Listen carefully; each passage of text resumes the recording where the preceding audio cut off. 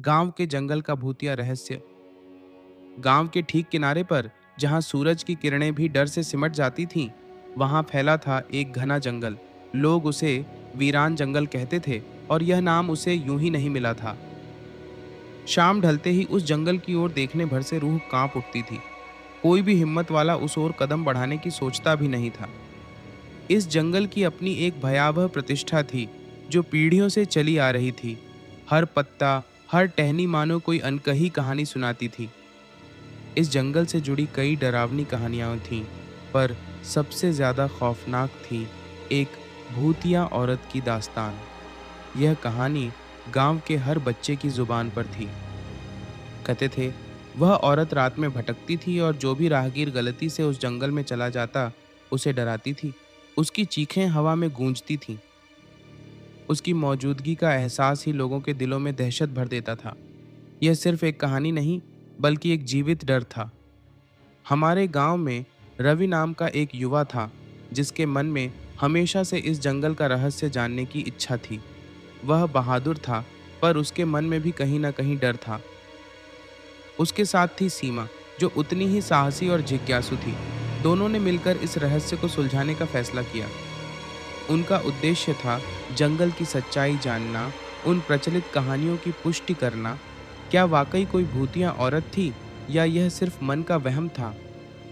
एक रात जब चांद बादलों में छिपा था और अंधेरा घना था, रवि और सीमा ने अपनी लालटेन उठाई। उन्होंने जंगल में प्रवेश करने का साहस जुटाया। उनके कदम धीरे धीरे उस वीरान जंगल की ओर बढ़ रहे थे। हर कदम के साथ उनके दिल की धड़कनें तेज होती जा रही थीं। यह सिर्फ एक रोमांच नहीं था, बल्कि एक ऐसी यात्रा थी जहां से वापसी की कोई गारंटी नहीं थी। वे एक अनजाने खतरे की ओर बढ़ रहे थे। जैसे ही उन्होंने जंगल में कदम रखा, हवा अचानक ठंडी हो गई। पेड़ों की पत्तियां सरसराहट करने लगीं, मानो कोई अदृश्य शक्ति उन्हें छूकर गुजर रही हो। जंगल के अंदर का माहौल बाहर से बिल्कुल अलग था।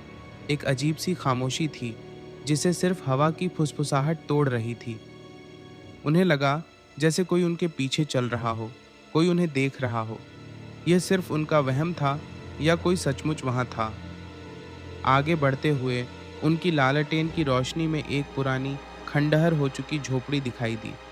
यह झोपड़ी जंगल के और भी गहरे हिस्से में थी। झोपड़ी की दीवारें टूटी हुई थीं और छत आधी गिरी हुई थी। यह जगह बरसों से वीरान पड़ी लग रही थी।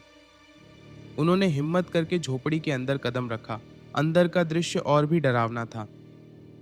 दीवारों पर अजीबोगरीब चित्र बने हुए थे, जो किसी प्राचीन अनुष्ठान की याद दिलाते थे। हवा में एक अजीब सी गंध थी, जो मन को विचलित कर रही थी। यह गंध पुरानी लकड़ी, मिट्टी और किसी अनजाने भय का मिश्रण थी। उन्हें लगा जैसे वे किसी ऐसी जगह आ गए हैं जहां समय ठहर गया है। अचानक एक चीख हवा में गूंज उठी।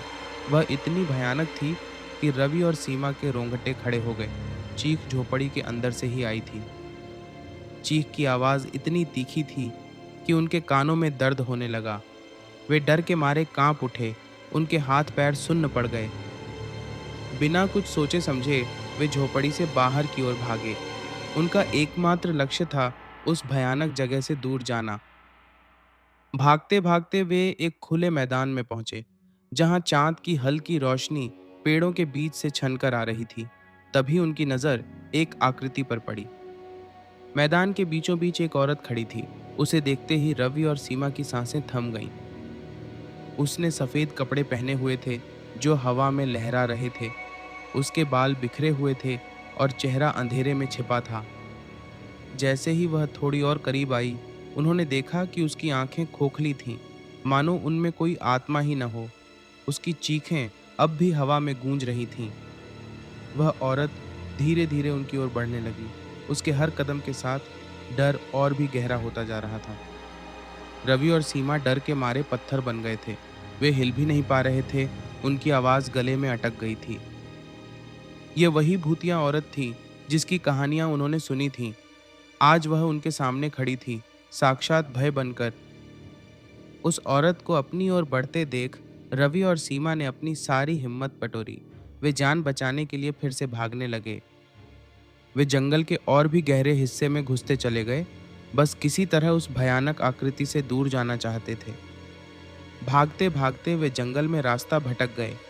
हर पेड़ एक जैसा लग रहा था और हर दिशा उन्हें भ्रमित कर रही थी। बार बार उन्हें उस औरत की चीखें सुनाई देती थीं, जो कभी पास से आती लगती थी तो कभी दूर से। यह डर उन्हें लगातार घेरे हुए था। रात भर वे जंगल में भटकते रहे, हर पल मौत के साए में जीते रहे, हर आहट उन्हें डरा रही थी। आखिरकार सुबह की पहली किरण पेड़ों के बीच से झांकी। सूरज की रोशनी ने उन्हें थोड़ी हिम्मत दी। जैसे तैसे वे जंगल से बाहर निकलने में कामयाब हुए। उनके कपड़े फटे हुए थे, शरीर पर खरोंचें थीं और आंखें डर से लाल थीं। गांव पहुंचते ही उन्होंने अपनी भयानक रात की कहानी गांव वालों को सुनाई। उनकी आवाज में अभी भी डर साफ झलक रहा था। गांव वाले उनकी कहानी सुनकर डर गए। वीरान जंगल के बारे में उनकी धारणा और भी मजबूत हो गई। अब कोई भी उस जंगल के पास जाने की हिम्मत नहीं करता था। रवि और सीमा की कहानी ने उनके डर को और बढ़ा दिया था। आज भी यह सवाल अनसुलझा है कि क्या वह सचमुच एक भूत थी या जंगल का कोई और रहस्य था जो उस रात सामने आया था। रवि और सीमा ने उस रात जो देखा वह उनके जीवन का सबसे भयानक अनुभव था। वे उस रात को कभी नहीं भूल पाए। वीरान जंगल आज भी गांव वालों के लिए एक डरावनी जगह बना हुआ है। कोई भी उसके पास जाने की हिम्मत नहीं करता। उस जंगल का रहस्य आज भी अनसुलझा है और शायद हमेशा अनसुलझा ही रहेगा। वह जगह रहस्य और भय का निरंतर प्रतीक बनी हुई है। उसकी कहानियां पीढ़ियों तक सुनाई जाती रहेंगी और हर कहानी के साथ डर और भी गहरा होता जाएगा। आशा करता हूँ यह वीडियो आपको पसंद आया होगा। चैनल को लाइक, शेयर और सब्सक्राइब जरूर करें। आप सभी का दिन मंगलमय हो। जय मां पराशक्ति।